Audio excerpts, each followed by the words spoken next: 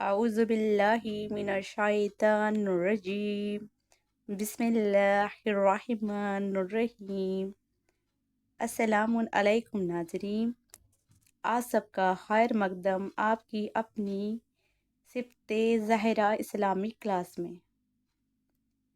تو آئیے ہم اپنی کلاس کا آغاز کرتے ہیں مولا کائنات امیر المومنین علیہ السلام کی ایک حدیث سے، کہ جس میں آپ ارشاد فرماتے ہیں کہ ہر فضیلت کا سرچشمہ اور ہر فضیلت کی انتہا کا نام علم ہے۔ تو آئیے ہم اپنی سبق کی جانب چلتے ہیں، کہ جیسے کہ ہم پہلے سبق پڑھ چکے ہیں۔ جو پہلا سبق تھا وہ تھا خدا۔ اب ہم اپنی دوسری سبق کی جانب چلتے ہیں، کہ دوسرا جو ہمارا سبق ہے اس سبق کا نام ہے توحید۔ توحید کا مطلب ہوتا ہے کہ اللہ ایک ہے۔ اب ہم اس میں آگے دیکھتے ہیں کہ اس کے کیا سوالات ہیں۔ پہلا سوال ہے، کیا ساری دنیا کا پیدا کرنے والا ایک ہے؟ تو اس کا جواب ہے بے شک ایک ہے۔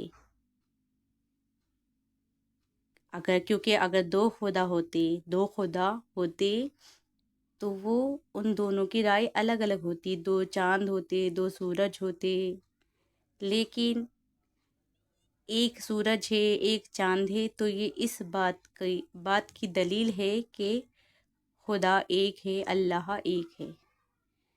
دوسرا ہمارا سوال ہے، خدا دو کیوں نہیں ہو سکتے؟ ابھی سوال پیدا ہوتا ہے کہ بھئی خدا دو کیوں نہیں ہو سکتے؟ تو اس کا جواب ہے، دو کام کرنے والوں میں ہر ایک دوسرے کا محتاج ہوتا ہے، اور جو محتاج ہو وہ بندہ ہوتا ہے، خدا نہیں ہوتا۔ ظاہر ہے کہ بندہ محتاج ہوتا ہے، کیونکہ ہم اپنا کوئی کام اکیلے نہیں انجام دے سکتے، ہمیں کسی کی ضرورت ہوتی ہے، اور جو محتاج ہوتا ہے وہ خدا نہیں ہوتا۔ تو اس سے معلوم ہوتا ہے کہ خدا دو نہیں ہو سکتے۔